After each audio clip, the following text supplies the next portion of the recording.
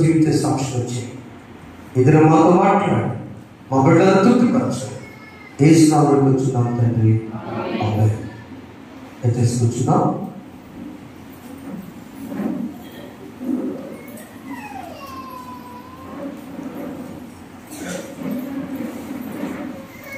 మన రక్షకుడు ప్రభువైన యేసుక్రీస్తు నామములో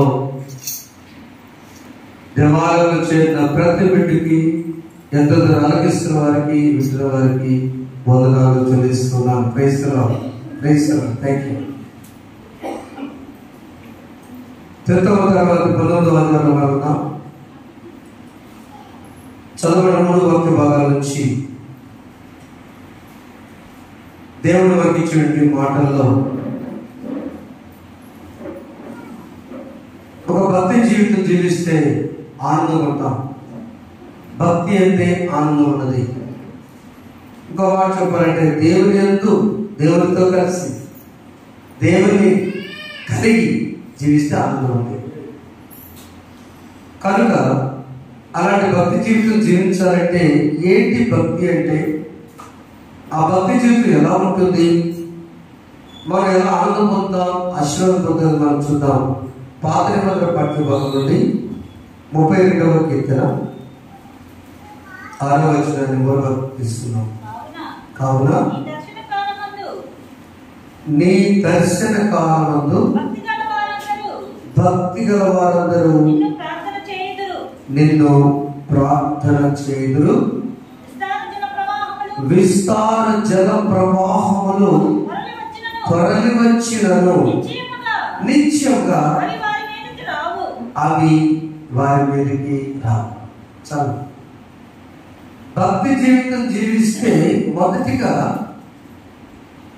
నీ దర్శన కాలంలో దేవుడు దర్శించినప్పుడు మనం ఖచ్చితంగా ఆయన చూస్తాం, ప్రార్థన చేస్తాం. రెండవది, వరద వచ్చినా, ప్రవాహం వచ్చినా, కొట్టుకుపోయిన అందరు కొట్టుకుపోయినా నోవాహు కుటుంబం అనే మనం ఎన్నటికీ కొట్టుకుపోం. అది అర్థం. మరి ఎలా భక్తి జీవితం జీవించాలంటే ఎట్లా? ప్రధానికి ఒక కొలమానం ఉంది, ప్రధానికి ఒక నిర్వచనం ఉంది, ప్రధానికి ఒక పద్ధతి ఉంది. మరి భక్తి జీవితాన్ని బాగా ఉన్నారు కదయ్యా, ఆదివారం వెళ్తున్నాను, టైంలో వెళ్తున్నాను, లేకపోతే నేను బాగా ఇస్తున్నాను, నేను బాగా ప్రభుత్వంలో పంపుతున్నాను, బాప్తిస్మం తీసుకున్నాను, ఓకే, ఇవన్నీ మంచిదే. కానీ నిజమైన భక్తి ఏమిటన్నప్పుడు, నిజమైన ఆనందం నీకు కావాలంటే, నిజమైన భక్తిలో ద జాయ్ ఇన్ కన్ఫెషన్, ఒప్పుకోవడంలో ఆనందం ఉంది. చేసిన పొరపాటును, చేసిన తప్పును, చేసిన పాపాన్ని ఒప్పుకోవడంలో ఆనందం ఉంది. అందుకనే దావీదు మహారాజు 32వ కీర్తన 5వ, నా దోషములు కప్పుకొనక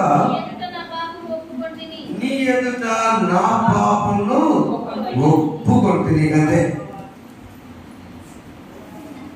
యెహోవా నీ సన్నిధిని నా అతిక్రమమును, ఒక పాపాన్ని ఒప్పుకున్నాడు, అతిక్రమం ఒప్పుకున్నాడు.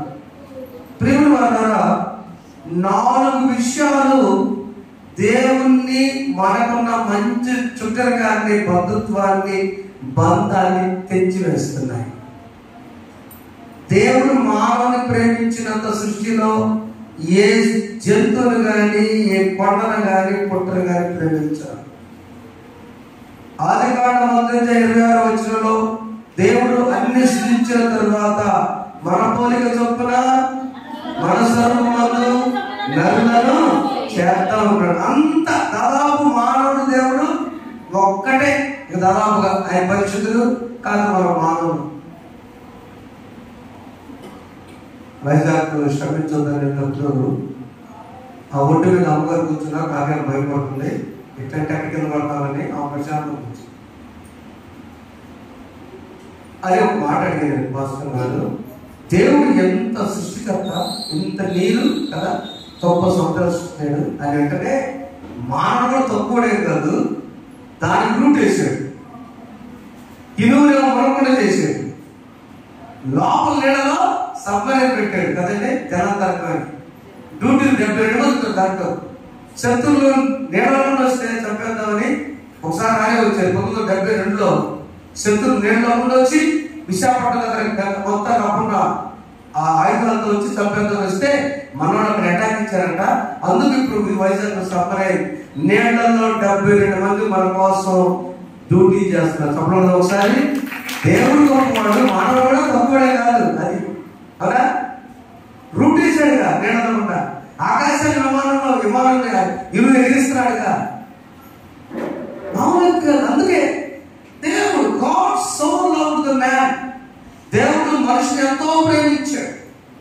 ఆయన ఎంతో ప్రేమించి పాపము చేసినప్పుడు బంధుత్వం కట్ అయిపోతుంది. ఒకటి, మనం అతిక్రమం చేస్తే కట్ అయింది. 2, పాపం చేస్తే ఆ బంధం తెగిపోద్ది. 3, దోషం ఉంటే బంధం తెగిపోద్ది.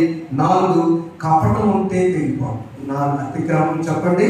అతిక్రమము, పాపము, దోషము, కపటం. ఈ 4 దేవునికి మనకి ఆ మంచి బంధుత్వాన్ని కట్ చేస్తాయి. అతిక్రమం అంటే ఆదికాండం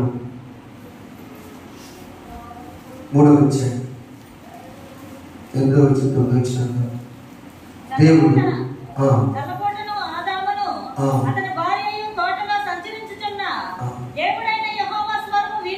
దేవుడైన యెహోవా స్వరం విని చల్లకుండా దేవుడు వాడు చేసిన పాపానికి అతిక్రమం అంటే చెయ్యవద్దన పని చేయటాన్ని అతిక్రమం అంటారు. ఆ అతిక్రమం అంటే చెయ్యొద్దు. 1 వేలో బళ్ళన్నీ వెళ్ళాలి, అటువంటి ట్రాఫిక్ అంటే 1 వే ట్రాఫిక్ లో వెళ్ళాలంటే ఎదురుకొచ్చేవాళ్ళకు గుద్దుకున్నా కేసు. ఇక్కడ ఆదాము ఆ పండు తినొద్దు అన్నారు దేవుడు. ఏమైతే తిన్నారు? అతిక్రమం అంటే ట్రెస్పాస్, రూల్ భంగం చేయటం. ఏమనుకోకుండా 2 శనాల పాటు అన్నారు టైం అయిందని 4 శనాల పాటు ఏమైందంట, ఏం కాదు ఏడుస్తారు, బాధపడతారు. అవునా? అతిక్రమం అంటే ఆ రూల్ భంగం చేయటం. అయ్యా నీ శరీరానికి ఇది తింటే మంచిది కాదు సార్, క్రమం ఉండంటే నేను తిన్నాను బాధపడతాను. నేనే అతిక్రమం అంటే అర్థం కాదు చెప్తున్నాను. ఆ పండు తినద్దు, తిన్నాం. అతిక్రమం. అతిక్రమం అన్నింటి పెద్ద పాపం. ఆజ్ఞను మీరాడు. అందుకని ఆయన చేసి తప్పేం లేదు. దేవుడు చెప్పిన మాటలు చేసిన ఉల్లంఘించాడు అంతే. అంటే అది నువ్వెంత అన్నట్టు కరెక్ట్ అర్థం ట్రాన్స్లేషన్ లో. నాకు పామాయిటీ ముఖ్యం కానీ సావనే చావని చెప్తే నువ్వెంత. దేవుడు గాయపడి ఆదాములు ఆ బాధలో ఉన్నారు. దేవుడి దగ్గర దాక్కుని అడిగారు, ప్రయత్నం చేశారు. ఎవరండి? అప్పుడు దేవుడు అడిగాడు 9వ వచనం, దేవుడు పిలిచి నీవు ఎక్కడ ఉన్నావు? అందుకు అతడు నేను తోటలో నీ స్వరం ఉన్నప్పుడు. చూడండి, ఈ పాపాన్ని అతిక్రమాన్ని ఆయన ఆకుల చేత కప్పుకుంటున్నాడు. ఆకులు ఏమి చేయలేవు. దోషము పాపమును కప్పుకుంటే దానివల్ల ప్రయోజనము లేనేది. దేవుని దగ్గర నుంచి దూరం అయ్యాడు. 2వ చెప్తున్నాడు, అన్నదమ్ముడు సంతోషంగా వచ్చిన అన్నదమ్ముడు ఈయనే చేసినట్టు ఈయనే పాపం చేసినట్టే. ఆదికాండం 4వ అధ్యాయము 8-9 వచనాల్లో కయ్యూరు హేబేలు ఆదాము సంతానం తెచ్చాడు. భూమి మీద మొదటి పిల్లవాడు, ఒక్క నిమిషం, భూమి మీద వాడు మొదటి పిల్లలు. దేవుడు సృష్టించిన ఆదాముని, ఆదాముని తప్పకిచ్చారు. భార్యాభర్తల బంధం ద్వారా పుట్టిన వారు మొట్టమొదటి కయ్యూరు, 2వ వాడు హేబేలు. ఆ సృష్టిలోనే మొదటి పిల్లవాడు 2వ వాడిని చంపివేశాడు. చంపివేసినప్పుడు దేవుడు అడుగుతున్నాడు, ఏంటయ్యా అడుగు చదువున్నాను, నీ తమ్ముడైన హేబేలు ఎక్కడ ఉన్నాడని కయ్యూరుని అడుగుగా అతడు 2 తప్పు చేశాడు. మొదటి ఉన్నాడు అన్నయ్య నేను ఎరుగను. 2వది దారుణండి. అందరు చూసారన్నమాట. కయ్యూరు మీ తమ్ముడు ఎక్కడ అంటే ఏం చెప్పాలి? అంటే పాపాన్ని ఒప్పుకోవట్లా, కప్పుకుంటున్నారు. పాపాన్ని కప్పుకోవద్దు, ఒప్పుకోండి. Don't cover your sin, confess yourself. పాపాన్ని కప్పుకోవడానికి ట్రై చేయదు, ఒప్పుకో. ఏం కాదు ప్రభు దగ్గర. నీ తమ్ముడు ఎక్కడంటే నాకు తెలియదు. 2వ నేను కావాలంటే కయ్యలో పాపం చేసి ఆదాములో అతిక్రమించి దోషం వచ్చేసింది. తర్వాత ఆ చివరిగా కపటం అంటే క్రిస్మస్ మన దానికి వస్తుంది. కపటం చాలా జాగ్రత్తగా ఉండాలి. మత్తయి సువార్త, పరిశుద్ధ మత్తయి రాసిన సువార్త 2వ అధ్యాయం 6వ వచనంలో జ్ఞానులంతా హేరోదు దగ్గరికి వెళ్ళారు. హేరోదు దగ్గరికి వెళ్ళగానే చక్కగా హేరోదు తీసుకుని, హేరోదు రాజా నమో నమో రాజాతి రాజిక జనిల్చెను, ఆ ప్రభుని దర్శించి తారమ్మని హేరోదు తెలిపాడు కపటముగా. రాజు పుట్టాడు మీ రాజ్యంలో. ఒక్క నిమిషం. రాజు పుట్టాడు మీ రాజ్యంలో, యూదులకు రాజు పుట్టాడని గొర్రెల కాపరికేమో దూత ప్రత్యక్ష కమ్ము డైరెక్ట్ అడ్రస్ చెప్పింది. అవునా? పలా చోట రక్ష వధించాడని.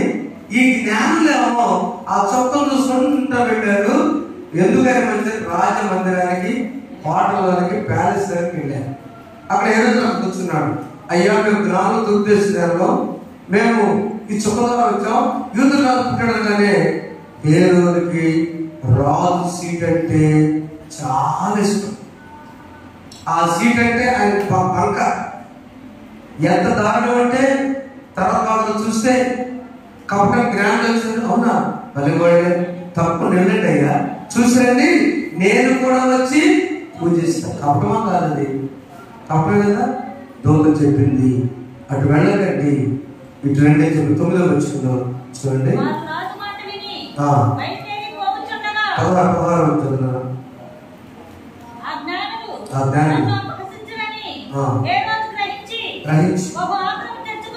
ఈ జ్ఞానం వెనకరా 2 వెనకరాసరికి ఆప్ తెచ్చి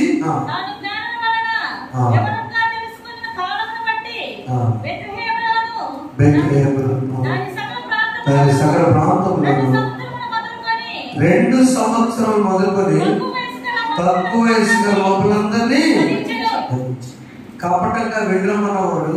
చూడండి, జాగ్రత్త అమ్మా. కపటమైన మాటలు మృదుగా ఉంటాయి, అర్థం కావాలని. ఈ కపటము దేవుని బంధాన్ని కట్ చేసింది. 1 అతిక్రమం, 2 పాపము, 3 దోషము, 4 కపటము. వచ్చాక రాజా ఏంటి అలాంటి పని చేస్తున్నావు? 2 సంవత్సరాల లోపు నీ కొడుకు ఉన్నాడు. అవునా, ఆపేయచ్చు కదా. ఆపను, నా కొడుకు అంటే కూడా నా సీట ముఖ్యమని కార్యం చేయండి. తను కూడా వధించి కపటము. ప్రేమ వల్ల భక్తి జీవితానికి కావలసినది ఏంటంటే మొట్టమొదటిది ఒప్పుకోలు. చెప్పండి, ఫస్ట్ ఒప్పుకోలు. కప్పుకోవద్దు, పాపాన్ని కప్పుకోవద్దు, ఒప్పుకోవాలి. అందుకనే సామెతల 8వ వచనంలో మరి ఎట్లా విరుడంటే విరుడు వద్దు. అక్కడ చదవండి, సామెతల గ్రంథం 8వ వచనంలో అతిక్రమము దాచిపెట్టువాడు వర్ధనుడు, వాటిని ఒప్పుకొని విడిచిపెట్టువాడు. సింపుల్ అండి. దావీదు ఏమంటున్నాడు? దేవా పాపిని నిన్నాశ్రయించను,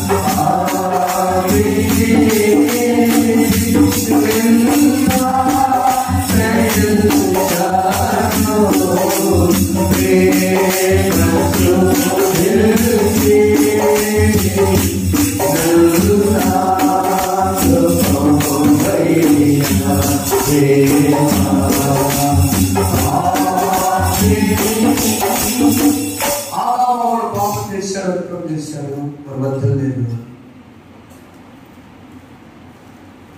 కయ్యూరు వద్దలు లేదు, తమ్ముడు చంపాడు. ఆ తర్వాత జీవితంలో ఏడో జీవితం కూడా వద్దలు లేదు. కానీ దావీదు నేను పాపాన్ని కప్పుకొనక ఒప్పుకొచ్చున్నానంటే వద్దులేదు. చెప్పడం ఒకసారి కప్పుకోకుండా ఒప్పుకుంటే ఎందుకమ్మా 15 మంది కుట్టాడు. కప్పుకోకుండా ఒప్పుకున్న గడి కప్పడుతాము. దావీదు నిలిచిపడతాడు. పాపాలు don't cover, just confess. CPT అనేది మాట్లాడుతున్నాను. చెరువులపై గుర్తుపెట్టుకున్నాను. మూడు కావాలి. Confess, don't cover. తండ్రి దగ్గర, నాన్నగారి దగ్గర తప్పు చేసావా, ఒప్పుకో. అమ్మగారి దగ్గర తప్పు చేసావా, ఒప్పుకో. ఇక నేను చేయనమ్మా. దావీదు అంటాడు కదా, ఇక నేను అసలు చేయను. అంటే నా భక్తి జీవితానికి భక్తి ప్రభావించుకుంటే నాకేం కావాలంటాను. వయసులో రెండో వ్యక్తి కపటంగా యేసు ప్రభు శిష్యుడు అని బాగా రమ్మంటే నజరేతులో ఉన్నాడు నాబాసు అంటే నతారేంది. నతాను మాట ఏమన్నా తెలుసా? యోహాను సువార్తలో నజరేతు నుంచి ఏదైనా మంచిది రాగలదా అన్నాడు. కానీ యేసు ప్రభు కోపం వచ్చిందా? ఏమన్నా తెలుసా? కొత్త అధ్యాయము యోహాను సువార్త 47 వచ్చిన మొదటి అధ్యాయం 47 వచ్చిందో తెలియదు. మొదటి అధ్యాయం 47 వచ్చిందో చూచి ఇదిగో నిజముగా ఇశ్రాయేలీయుడే, రైట్, ఇతని యందు ఏ కపటం లేదని చూసారు. ఇప్పుడు బంధం పెరిగిందా లేదా? అర్థం దేవుడికి నేను అర్థం కదా. కపటం ఉన్న హీరో కట్ అయిపోయింది అవునండి. ఇప్పుడు బంధం పొరపాటు అన్నాడు. నజరేతులో మంచిది రాగలదా? ఒలివేరులో మంచి పిల్లడయ్యా, చాలా మంచివాడు, ప్రార్థన కోసం ఒలివేరుళ్ళ అన్నాడు. నాకు కోపం వచ్చింది అంతేనా? వాస్తవాలు అడిగింది. అప్పుడేమో మరి ఇప్పుడు అలా కాదు అనాలి. నజరేతుకు మంచి పేరు లేదు ఆ రోజుల్లో. కానీ ఆ నజరేతులో యేసు ప్రభు జన్మించాడు. ఏ కుటుంబానికి మంచి పేరు లేదు. రాహాబు అనే వేశ్య ఆ కుటుంబం నుంచి బయలుదేరాడు. వృత్తి వివాహం చేస్తున్నావునా? అర్థమైందండి? మీకు చెప్తే బాగుందా? రాహాబు వేశ్య ఆ కుటుంబంలో దేవుడు వృత్తి వివాహం జరిగించి అర్థం చేసుకోవడానికి, ఆలోచించడానికి చెప్తున్నాను. ఎందుకు తెలుసా? ఊరుని బట్టి యేసు ప్రభు పరిగణలో తీసుకున్నాను. నతాను ఇతని యందు ఏ కపటము లేదు. మూడో వ్యక్తి అంటే ఒక రాజు ఒప్పుకున్నాడు, నతాను శిష్యుడు ఒప్పుకున్నాడు, జనులందరూ ఒప్పుకున్నారు. నెహెమ్యా గ్రంథం 9వ అధ్యాయం 2వ వచనం. పాపాత్ములని మా పితరులు పాపం చేసినవి అమ్మ ఒకలా నెహెమ్యా గ్రంథం 1వ వచనం ఏంట? 1వ అధ్యాయము చదవండి, తీసుకొచ్చాను. అన్ని జనులందరిలో నుండి ప్రత్యేకించబడి నిలబడి తమ పాపములను ఒప్పుకొని. ఫస్ట్ వాడు ఒప్పుకోవాలి. నెహెమ్యా ఒక్కడే ఒప్పుకున్నాడు. నెహెమ్యా రాజుగారి దగ్గర పనిచేస్తున్నాడు. పనిచేస్తున్న సమయంలో బంధువులు వచ్చారు. ఎలా ఉన్నావే నెహెమ్యా అంటే, బాగున్నాను బాబాయ్, బాగున్నాను బాబాయ్ అన్నాడు. అని మీరు ఎలా ఏం చెప్తావులే అయ్యా, నువ్వు బాగా ఇక్కడ అక్కడ మన పట్టణానికి ప్రాంతాలు పడిపోయినాయి, గుమ్మాలు కాల్చి కీడు పట్టణంతో కీడుగా ఉందయ్యా. అవునా? 20 సంవత్సరాలు అన్నావు. ఒకసారి యూత్ మగపిల్లలు 20 సంవత్సరాల చేతులు ఎత్తండి. 20 సంవత్సరాలు, 1 2 20 సంవత్సరాలు భయపడ్డవాడు. ఇప్పుడు మీ వయసులో నెహెమ్యా వాళ్ళ సొంతం గురించి ఆలోచించాడు. వాళ్ళ సొంతం గురించి ఉపవస్తున్నాడు. వాళ్ళ సొంతాన్ని మేము పాపం చేసిన ఒప్పుకున్నా భద్రచంలో మా పిల్లల పాపాలని దోషాన్ని నేను వేసుకుంటున్నాను అన్నాడు. కానీ మొదట నెహెమ్యా పాపం చేసిన ఒప్పుకున్నాడు, అది చేయకపోయినా. ఇప్పుడు జనులందరూ మారిపోయి 9వ అధ్యాయం వచ్చేసరికి జనులందరూ కూడా మేము పాపాత్ములని ఒప్పుకున్నాను. ఇప్పుడు మనకు కావాల్సింది ఏంటి? నీవు దీవించబడాలంటే ఒప్పుకొనుట. చెప్పండి, ఏం చేయాలి? ఒప్పుకోవాలంటే చాలా. ఏమవుతుంది? ప్రభు దగ్గర, మనుషుల దగ్గర అసలు అవసరంలా, పాస్టర్ దగ్గర అవసరంలా. ఒంటరిగా ఉన్న సమయంలో లిస్ట్ మాత్రం నూతులు గారు. అందుకనే ఈ 32 కీర్తన ఆయన బాగా ఇష్టం అంట. కొరియాలో ఒక అలవాటు ఉంది. ఇక్కడ వాడు ఏం చేస్తారంటే ఈ పాపాలన్నీ జనవరి 1వ తారీఖున డిసెంబర్ 31 రెడీ చేస్తారు. వాళ్ళ గుర్తొచ్చినట్టు గాలిపటం మీద రాసి ఆ గాలిపటం ఎగిరేస్తారు. ఎగురవేసిన తర్వాత ఆ రోజు నుంచి పాపం వచ్చేది. అది రాయడం తీసి కాదు, ఎవరితో రాయడం ఒక రకంగా బాప్తిస్మం. ఆ గాలిపటం మీద నేను చిన్నాడు నా ఇంట్లో ఇలా చేశాను, లేదా వయసులు కట్టలా చేశాను, పెద్దవాడికి ఇలా చేశాను, కాపరిగా ఇలా చేశాను, లేదా ఎలా చేశాను, నేను ఇది చేశాను దగ్గర నుంచి నాకు చాలని కొత్త రోజులు అంతా గాలిపటం వేస్తాడు. ఏడుస్తూ కన్నీటితో ఆ గాలి ఎక్కడ పీకిపోతో వెళ్ళిపోతుంది. మేడం గారు తెలుసు, మన బిఎంటీసీలు ఏం చేసేవాడండి, పాపాలన్నీ రాసి కాల్చి బూడిద వేసి మేము ఉన్నప్పుడు ఆ రూమ్లో తీసుకెళ్ళి ఎవరికి వారిని ఎవరు బయట కూడా చెప్పకూడదు. ఒక అతను ప్రార్థన చేస్తాడు, మొరపెడతాడు, తన విషయాల్లో మాట్లాడని. ఒకసారి అడుగుతూ ఉంటాడు ఇంగ్లీష్లో, ఒక తెలుగు చెప్తుంటారు. ఏం పని చెప్పని వాళ్ళు ఎన్ని కూడా రాసుకోమంటారు, టిక్ చేయమంటారు. వాళ్ళు ప్రింట్ చేసి తీసుకొస్తారు. మేమందరం కూడా ఆత్మీయ ఆపరేషన్ ఉన్నవాళ్ళ బ్రదర్స్ న్యూజిలాండ్ నుంచి ఒక టీం వచ్చాయి. విక్టోరియస్ మినిస్ట్రీ త్రూ లైఫ్ అని, త్రూ క్రైస్ట్. ఆ పాపాలని రాసి రాసి రాసి ఇట్లాంటి బయలుస్తుంది మనకి. తీసుకురండి అన్నింటిని ఆ పొట్లు వేసి కాల్చి వేసి పాటలు పాడి చదవడదు. గట్టి చదవడదా? యేసు ప్రభుని భక్తి జీవితాన్ని ఆనందించాలంటే, ఆశీర్వదించబడాలంటే పాపములు కప్పుకొనక ఒప్పుకో.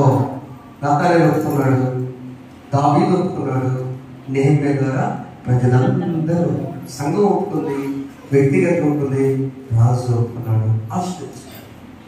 రెండవదిగా మన భక్తి జీవితం జీవించాలంటే పీస్ యాక్షన్, ప్రేయర్, ప్రార్థన. మొదటిది కన్ఫెషన్ అంటే ఒప్పుకొనుట.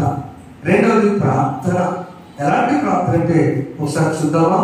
యాకోబు పత్రిక 5వ అధ్యాయము.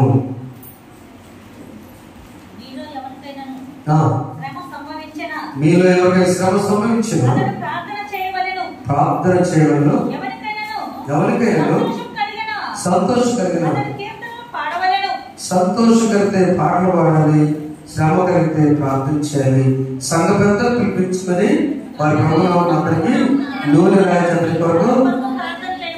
మా ఊళ్ళు నవరత్నాలాగా 9 మంది పెద్దలు ఉన్నారు.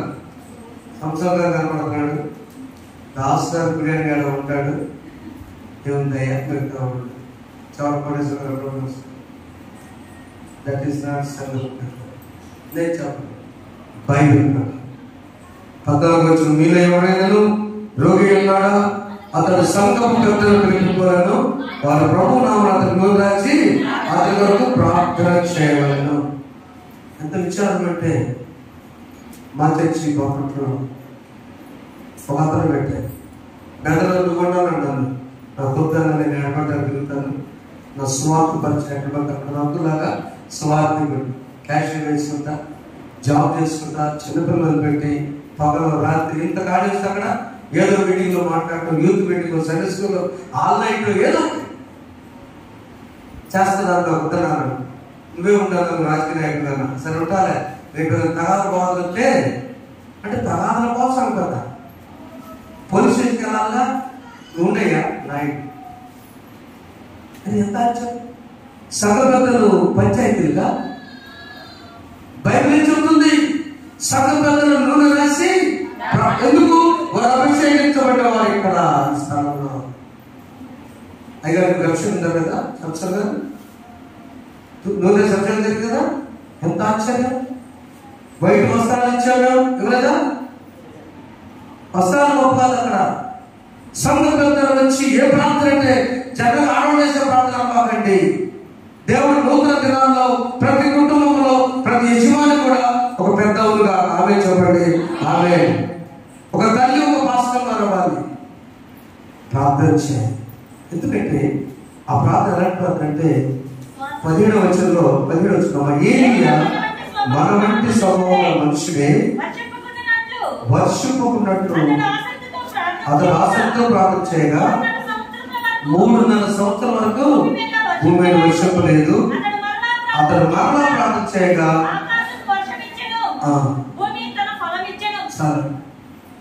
మోషే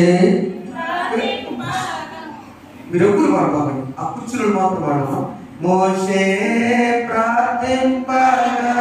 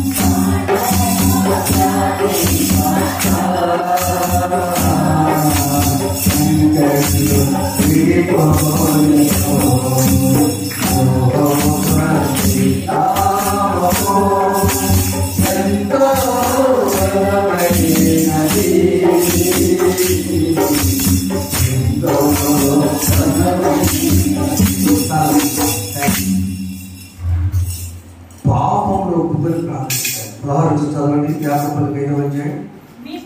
మీ పాపంలో ఒకరితో ఒప్పుకొని మీరు స్వస్థత పొందినట్లు ఒకరికొకరు ప్రార్థన చేయండి. నీతిమంతులకు విజ్ఞాపన మనం పట్టుకున్నది బాహుబలము గలదై.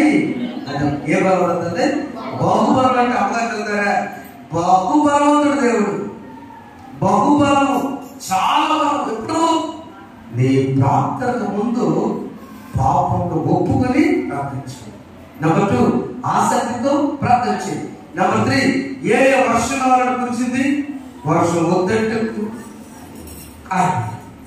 ఆయన మళ్ళీ ఆసక్తి. సోదరులారా, చెల్లెలారా, తల్లులారా, మీకు సీక్రెట్ తెలియజేస్తున్నాను. నేనే అమ్మగారికి చెప్పాను కదా మొన్న సాక్ష్యం. దేవుడి వల్ల ఫ్రీ అంటే ఎప్పుడైపోయింది, పట్టా రావాలి, మనకి పట్టా వచ్చింది. నేను వాడికి పిలిచాను. దేవుడి సంగతి తెలియజేస్తున్నాను. ఫస్ట్ అమ్మగారికి ఆ ఇబ్బంది జరిగినప్పుడు నేను భయపడ్డా. ఎందుకు తెలుసా? విశ్వాసి, ఆమెకు ₹1 అసలు తెలియదు, తీసుకోవడం దేవుడు తప్ప అసలు తెలియదు. అసలు నాకు తెలియదు. అలాంటి వాళ్ళకి దేవుడు ఎందుకు చేస్తాడు? నేను ఆమెట్లో వచ్చాను. అవునమ్మా, ఎందుకు చేస్తాను? నేను నా సంగతి కదా, నా పట్ట పెట్ట. నేను ప్రభు పరిచయాలకు వచ్చిన తర్వాత దేవుడు కదా తప్పని ఏం కాదు. ఉన్న పరిస్థితులు బట్టి ఏదో క్రమంగా ఇంకా తన దేవుడితో ఉండే బిడ్డ ఎప్పుడు కూడా అలాంటి బిడ్డకి ఎందుకు జరిగితే ధైర్యం. అది నిన్నటితో సాక్ష్యం అంటే చివరిలో నన్ను ఒక 2,000, 5,000, 2,000 తగ్గిద్దాం అనుకున్నాం. దేవుడు ఆ పాపాన్ని కూడా అంటే చెప్పడం గట్టిగా వాళ్ళకై వాళ్ళే ఫోన్ చేసి వేగంగా చేరమన్నారు. ఏ గుంటలో యోసేపును పడేశారో, ఎవరు పడేశారో వాళ్ళు లేపారా, దారిలో లేపారా? వాళ్ళే ప్రయత్నించాలంటే. ఎవరు నిన్ను నిందించారో వాళ్ళే మనకు క్షమించమని అంటారు. ఎవరు నిన్ను వద్దు అన్నారో వాళ్ళే తీసుకొచ్చి అవార్డు మీద అవార్డు ఇస్తారు. దేవుడి సోదరు హల్లెలూయా. ఎవరు వద్దన్నారో రామ సంవత్సరం నుంచి పోయిన అక్టోబర్ ఆపించారు అమ్మగారికి క్లియరెన్స్. సంవత్సరం బట్టి 3,000 లెటర్ అయ్యారు. నేనైతే కానీ చూద్దాం. దేవుడు, మనం నమ్మిన దేవుడు, ఆసక్తితో ప్రార్థన చేయి. ఏ ప్రార్థన ఎందుకు చేయమని పట్టుదలతో చేయండి. పాపములు ఒప్పుకొని ప్రార్థన చేయండి. ప్రార్థనమ్మా, పెద్ద నోటితో పేద ప్రార్థనతో చేయకపోయిన ప్రార్థన. మొదటగా కన్ఫెషన్ ఒప్పుకుందాం. 2 ప్రే ఆసక్తితో ప్రార్థించాలి. 3 చివరిగా టెస్టిమనీ ఇద్దాం, సాక్ష్యం పొందుదాం. యోహాను సువార్త 9వ అధ్యాయం తరగతి. యోహాను సువార్త 9వ అధ్యాయం. అక్కడ జరిగిన సందర్భంలో యేసు ప్రభు ఒక గుడ్డివాడిని స్వస్థపరిచాడు. ఆ గుడ్డివాడిని స్వస్థపరిచిన దానిలో అందరూ అడుగుతున్నారు, ఎట్లా స్వస్థపడ్డావయ్యా, ఎలా జరిగింది నీకు స్వస్థ? పుట్టుకతో గుడ్డివాడువా, లేదా కొత్తగా మధ్య మధ్యలో పడిపోయాయని శోధిస్తూ ఉన్న సమయంలో ప్రభు అని మాట్లాడతాడు. చదవండి, 9 మొదలు వచ్చి చదవండి.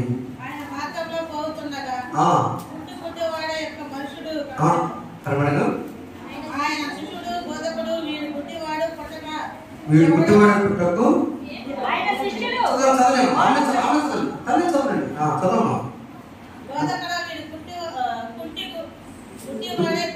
వీడి గుడ్డివాడే పుట్టుటకు ఎవడు పాపం చేశారు? వీడా వీని కన్నవారని అడగగా ఏమన్నాడు ప్రభువు? యేసు వీడేను వీని కన్నవారను పాపము చేయలేదు, కానీ దేవునికి తెలియదు ప్రత్యక్షంగా వీడు గుడ్డివాడు. ఏదన్నా జబ్బు రాగానే ఎందుకు రాదు అంటారు మనవాళ్ళు. తప్ప అనుకో. ఏదైనా వాడు జరగానే ఎందుకు జరగదు, మామూలు ఆయన అనకూడదు.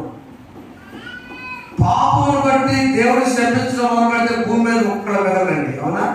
ఎస్, దేవుడి కార్యం అధికారి కట్టడానికి జరిగిందని చెప్పాడు బైబిల్లో. వయసులో 4 రకాల యేసు ప్రభు 4 సువార్తలో జస్ట్ ఫాస్ట్ గా చెప్తాను, మీరు వివరించాలి. మత్తయి సువార్తలో 9:7 నీ నమ్మిక చొప్పున ఇద్దరు గుడ్డివాడు ఉంటే అక్కడ నీ నమ్మిక చొప్పున నీకు స్వస్థానాలు దానికి ఇద్దరు బాగుపడ్డారు. మత్తయి సువార్త 9వ అధ్యాయంలో. మార్కు సువార్త 8వ అధ్యాయంలో ఒకరు తీసుకొచ్చారు, అయ్యా ఇది కళ్ళు లేవు అయ్యా. 8వ అధ్యాయంలో అందులో ఊరి బయటకు తీసుకొచ్చి యేసు అక్కడ స్వస్థత చేసి. లూకా సువార్తలో ఆ కేక వేస్తున్నాడు ఒక ఆయన 18వ అధ్యాయంలో, దావీదు కుమారుడా నన్ను కరుణించమని ఎరుకో దగ్గర ప్రవాహం నుండి 41 వచనాల్లో చదువు తీస్తే 18వ అధ్యాయంలో దావీదు కుమారుడు నన్ను కరుణించమంటే అక్కడ కూడా చూపము కరెక్ట్ పాడు, నీ విశ్వాసం నిన్ను స్వస్థపరచని చెప్పాడు. చెప్తాను. మత్తయి సువార్త 9వ అధ్యాయం చదువుకోండి, మార్కు సువార్త 8వ అధ్యాయం చదువుకోండి, లూకా సువార్త 18 ఏమన్నాడు? 9, 8, 18 తర్వాత. ఇప్పుడు యోహాను సువార్తలో ఈ పుట్టుకుంటువాడు స్వస్థపడితే ఆ స్వస్థపడినప్పుడు ఎట్లా స్వస్థపడ్డాడు అన్నాడు. ఈ గుడ్డివాడు మామూలు వ్యక్తి కాదు అందరిలాగా. అక్కడ యేసు ప్రభు బురద రాసి ముందు వేసి ఒక్క దెబ్బ స్వస్థపడ్డాడు. ఈ క్యాండిడేట్ మాత్రం అబ్బాయి నువ్వేం చేస్తావంటే ఇదిగో బురద తీసి 6వ వచనంలో 9వ అధ్యాయంలో ఆయన చెప్పి నేల మీద ఉమ్మివేసి బురద చేసి పూసి సిలోయమని కోనేటికి వెళ్ళి అందులో పడుకొని చెప్పాను. సిలోయమ మాటకు పంపబడిన వాడిని అర్థం. చాలమ్మా, వీళ్ళందరూ ఎవరు కడుక్కోమన్నదే జాగ్రత్తమ్మా, వాక్యం మనకు తెలుసు. జాగ్రత్త, వీరందరినీ కడుక్కోమన్నా. నీ విశ్వాసం నీకు స్వస్థపరిచింది, నీ నమ్మకం నీకు స్వస్థపరిచింది. నువ్వు కాకుండా వాళ్ళు తీసుకొచ్చారుగా, వాళ్ళ విశ్వాసం నీకు స్వస్థపరిచింది. బట్ ఇక్కడ వ్యక్తిగత ప్రభువారు ఇతరులతో ఉండడం కారణం ఏంటంటే సిలోయమను కోనేటికి మంచి పేరు లేదు. రాజుల 2వ గ్రంథం 20వ వచనంలో ఆ పట్టణానికి ఇస్కియా రాజు నీళ్లు కావాలని అక్కడ కోనేరు తగ్గించాడు. ఆ కాలం వచ్చేసి ఇక్కడ ఇది సిలోయమను కోనేరుగా ఉంది, ఇక్కడికి వెళ్తే మరణమే, మంచి ప్లేస్ కాదు అది. అలాంటి స్థలానికి పేరు పెట్టాలి యేసు ప్రభు. నీ వెళ్ళి ఈరోజు బైబిల్లో రాసిన అర్థమైంది అది. అవునండి, నీ వెళ్ళి సిలోయమను కోనేటి దగ్గర పడుకో, అక్కడ ఈ స్వతంగానే నేను పంపబడిచాను అని చెప్పి వెళ్ళాడు. కొన్ని దగ్గర కడుక్కున్నాడు, స్వస్థపడ్డాడు. ప్రియమైన వాళ్ళారా, పేరు లేని ఊరుకు పేరుచ్చే దేవుడు మన దేవుడు. చెప్పబడ్డ గట్టిగా నజరేయు వాడు ఎప్పుడైనా మంచి పేరు లేదు, మనవల కోనేటికి పరిశుద్ధ కోనేటిగా దేవుడు మార్చాడు. వచ్చాడో. నీ కుటుంబానికి ఈరోజు విలువ లేదనుకుంటున్నావా? భక్తి గల వారందరూ దేవుని దర్శనాన్ని చూస్తారు. ఎప్పుడు మొదటిగా ఒప్పుకోవాలి. రెండవ ప్రార్థన చేయ ఆసక్తిగా. మూడవది సాక్ష్యం పలుకో. ఈయన వచ్చాడు, అందరూ అడుగుతున్నారు, మరి బాబు నువ్వే రాస్తా అన్నారు. నేనేనయ్యా, నిజమైన పరిచయం అన్నాను. డౌట్ మిల్లాని కూడా ఉన్నాడా? కౌంటర్లు ఉన్నారా? లేదయ్యా, నేనే. ఏం తెలుసు నీకంటే ఈ వ్యక్తికి కూడా 3 లక్షల మంది ధైర్యం ఉంది. జాగ్రత్తగా మన జీవితాల్లో కొన్ని పొందల ధైర్యం ఉంది. కోరి ఢిల్లీ మామూ చూపు లేకపోతే నేనంటే పోయింది కదా అన్నాడా? నైమా వెళ్ళి ఎలా ఆయన కళ్ళు ఏంటండి? ఈయన పరిస్థితి పాపం ఎవరు సహాయం తీసుకోవాలి అంటే ఇదివరకు ఆయన ఎట్లా నడుస్తారు కదా బుద్ధివారు. మొత్తాన్ని కోరేటానికి వెళ్ళాడు. ధైర్యం. 2 ప్రయత్నం. సమస్య ఉంది, నేను సాధించాలని నిరీక్షణ. 4 విశ్వాసం. అది యేసయ్య మీద గౌరవం. జాగ్రత్తగా యేసు ప్రభు దగ్గర పొందాలంటే మొదలు ధైర్యం ఉండాలి. నా దేవుడు ఎందుకు బ్రతుకు తీస్తే చావైతే లాభం అన్నాడా పౌలు గారు? ధైర్యం. 2 ప్రయత్నం చేయాలి మీ పనికి. 3వది నిరీక్షణ ఉండాలి, ఖచ్చితంగా జరిగిందని. 4వది యేసు ప్రభు మీద గౌరవం. 5 విశ్వాసం. ఎన్ని ఉన్నాయి కాబట్టి వెళ్ళాడు, ప్రభుని గౌరవించి వెళ్ళాడు, ధైర్యం వెళ్ళాడు, కొనేళ్ళు కడుక్కున్నాడు, మంచివాడుగా వచ్చాడు. వచ్చిన తర్వాత అనుకుంటే ఆయన ఎవరు అంటే ఆయన ఒక మనుషుడు అన్నాడు. 11వ వచనము యేసు ఒక మనుషుడు అన్నాడు. చాలా నేను చదువుతాను. 2వ 17వ వచనంలో ఆయన ఒక ప్రవక్త అంటున్నాడు. ఫస్ట్ మనుషుడు అన్నాడు, 2 ప్రవక్త అన్నాడు. 3వది 33 వచనం చదవండి. ఈయన దేవుని నుండి వచ్చిన వాడు, ఆయన ఏమి అంటే దేవుని దగ్గర నుంచే వచ్చాడని చెప్పాడు. అప్పుడు ప్రభు అతను చూసి యేసు అతను 39వ వచనము 37 చదవండి. అంతటా వాడు ప్రభువా నేను విశ్వాసం. 37 చదువు అందరం. యేసు నీవు ఆయన చూస్తున్నావు, నీతో మాట్లాడుతున్నాడు ఆయన అంటే నేనే అన్నాడు. అంతటా వాడు ప్రభువా నేను విశ్వసిస్తానని చెప్పి ఆయనకు ప్రియమైన వాళ్ళారా, దేవుని బిడ్డలారా, ఒక సాక్షి చెప్పండి, వినండి జాగ్రత్త. ఆయన సన్నిధిలో వాక్యం అంటే అర్థం మొత్తం చెప్పుకుంటే వెళ్దాం, ఉపయోగం లేదు. వెంటనే విడిచిపెడతాం. వారం వాక్యం చెప్పాను గుర్తుందా? నేను మీరు టీవీలో చూసిన వాక్యం గుర్తుందా? జీవితం మారితే తప్ప బాగుంటే వెళ్ళిపోతాం. ఒక మాస్టర్ గారు ఏమన్నా సస్పెండ్ అయి వచ్చాడు. అమ్మగారి ఆఫీస్కి చాలా గట్టి మాట్లాడారు. మేడం గారు గౌరవం వచ్చారండి అన్నాడు. అని మీరేం చేస్తారంటే నేను ఎట్లా చెప్పాను పాస్టర్ గారిని, మేడం గారు ఇచ్చారు ఆ నమస్కారం ఆయన పెట్టు అన్నట్టు నేనే నమస్కారం నేనే కూలింగ్ ఇచ్చాను. మరి అక్కడ ఇచ్చేవాళ్ళగా మందరు అంతేగా సరేగానే నేను నాస్తికుడు ఉండండి అన్నాడు. ఎక్సలెంట్ మంచి అంటే దేవుడు లేడు ఇవ్వడండి అన్నాడు. అని వచ్చిన తర్వాత మాటలు చక్కగా మాట్లాడిన తర్వాత వెనకాల బొమ్మ చూపిస్తాడు. పెద్ద ఆయన బొమ్మ చూపించాడు. నేను దొడుతున్నాడు. మంచిదే బాబు, మీ దేవుడు దాచేపల్లి భాష. దాచేపల్లి అవతల రెంట చింతల్లో ఒక స్కూల్ పెట్టేది గుర్తుందా? నేను రెంట చింతలో స్కూల్ పెట్టింది ఎవరు? ఆయన అంటే ఏం చెప్పండి? ఫాదర్ అయ్య గారు పెట్టాడండి. ఎప్పుడు? 150 సంవత్సరాల క్రితం. మొన్న కాదు, స్వతంత్రం వచ్చింది ఎప్పుడు? మన 60 ఏళ్ళ కదా, ఇలా 70 years 80 years. ఫాదర్ అయ్య గారు రెంట చింతలో స్కూల్ పెట్టినప్పుడు అబ్రహాం ఎప్పుడు పెట్టారు? అబ్రహాం గారు మీరు చదువుకుని పడితే ఎప్పుడు? స్వతంత్రం రాకుండా. ఎవరు ప్రేమించాడు ఆయన? ఆయన ఎక్కడి నుంచో మిషనరీ యేసు ప్రభువును గౌరవించి వచ్చాడు. నాకు ఆ బుద్ధి అతను యేసు ప్రభువును గౌరవించి సిలువలో పెట్టాడు. ఎవరికంటే ముగ్గురు హాస్పిటల్లో యేసు ప్రభువును గౌరవించి ముగ్గురు నుంచి కట్టెలా మాత్రం కట్టారు. ఎవరు పెట్టారు? ఐవర్ హై స్కూల్, ఎవరు పెట్టారు? రాజమండ్రి, ఎవరు పెట్టారు? వేరే హాస్పిటల్, ఎవరు పెట్టారు? 27 సంవత్సరాల దేవాలయం, ఎవరు రైల్వే ఉద్యోగులు ఊరు రావడానికి బడి పెట్టారు ఊళ్ళో? అడుగుతున్నా వస్తు పెట్టి మొక్కను దెబ్బకి కింద పెట్టి యేసు ప్రభు మనుష్యుడు కాదు. ఇతను కూడా అనుకున్నాడు. మొదట మనుషుడు అనుకున్నాడు, 2 ప్రవక్త అన్నాడు, 3 దేవుని కుమారుడు. చెప్పడం ఒకసారి యేసు ప్రభు కుటుంబానికి ఆశీర్వాదం కావాలంటే భక్తి జీవితం జీవించి యేసు ప్రభువుని ఒప్పుకో. 2 ఆసక్తిగా ప్రార్థన చేసుకో.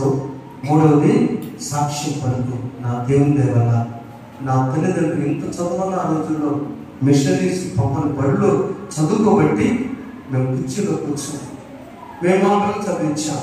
మేము ఇలా వాళ్ళని సాక్ష్యం పలుకుతాం. యేసు బట్టే మిషనరీస్ ఉన్నారు. యేసును బట్టే ఈరోజు ప్రతి కూడా జరుగుతుంది. యేసును బట్టే గుడిదారు పోయిన అతనికి, యేసును బట్టే ప్రేమ ప్రేమ ప్రేమ. దాన్ని బట్టి ఈరోజు మనం జీవిస్తున్నాం. వాక్యమే ఈ నెల 31వ తారీఖున వాక్యం వచ్చిన ముందు రోజున నీవు నేను భక్తిగా ఉన్నావు. ప్రతిరోజు ప్రాపాలను ఒప్పుకున్నావు, ప్రార్థన చేస్తున్నావు, ధరిస్తున్నావు, ఆయన సన్నిధిలో దాని వలె పశ్చాత్తాపం నతానే వలె మాట అన్నా కూడా తప్ప ఒప్పుకుందాం. 3వది నెహెమ్యా వలె ఆ జనం వలె ఒప్పుకున్నాం. అప్పుడు దేవుడు ఆశీర్వదిస్తాడు. అలా నడిపించినప్పుడు పరిశుద్ధాత్మ దేవుడు మనకు సహాయం చేయను కాక. ఆమేన్. సమస్త జ్ఞానం నుంచి దేవుని సహాయం ప్రభువైన యేసుక్రీస్తు మీ విలువలు మీకు కావాలని కాక. ఆమేన్. దేవా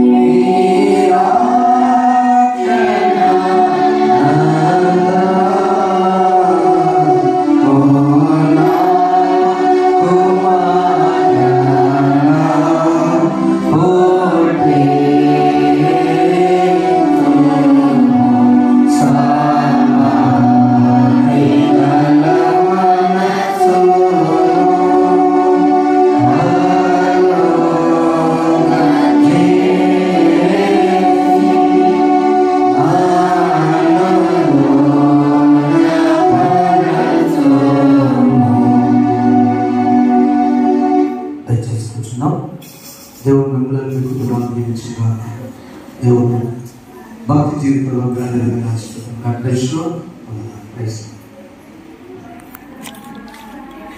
ప్రభు జీవితాలు చేస్తున్న